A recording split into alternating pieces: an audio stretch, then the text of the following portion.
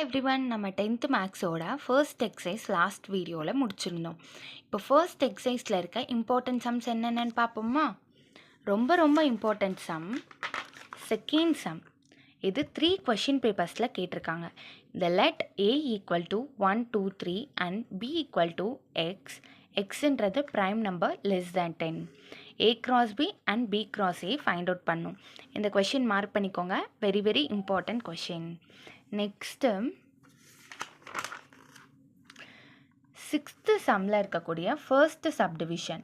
First question என்னென்னா, ஏன்றது whole number less than 2ன்றதை கண்டுபிடிக்கணும். செகண்டு பின்றது நேச்சுரல் நம்பர்ஸ் 1 விட கிரேட்டராக 4க்கு ஈக்குவல் அண்ட் லெஸராக இருக்க வேல்யூஸை எழுதணும். சின்றது 3,5 கொடுத்துட்டாங்க. First subdivision a cross b union c equal to a cross b union a cross c. இந்த question very important question. 3 question பேப்பரில் கேட்டிருக்காங்க. மார்க் பண்ணிக்கோங்க. திரும்ப ப்ராக்டிஸ் பண்ணிக்கோங்க. நெக்ஸ்ட்டு 7th கொஷினில் இருக்கக்கூடிய ஃபஸ்ட்டு சப்டிவிஷன் வெரி இம்பார்ட்டண்டான ஒரு சம். ஏன்றது நேச்சுரல் நம்பர்ஸ் கொடுத்துருக்காங்க லெஸ் தேன் 8, பின்றது ப்ரைம் நம்பர்ஸ் லெஸ் தேன் 8, சின்றது ஈவன் ப்ரைம் நம்பர் கொடுத்துருக்காங்க.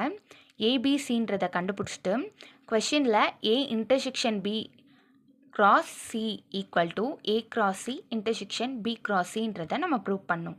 ஃபஸ்ட்டு ஏ இன்டர்செக்ஷன் பி கண்டுபிடிக்கணும். அடுத்து ஏ இன்டர்செக்ஷன் பியோட சியை க்ராஸ் பண்ணி கண்டுபிடிக்கணும். இது ஈக்குவேஷன் 1ன்னு எடுத்துக்கோங்க.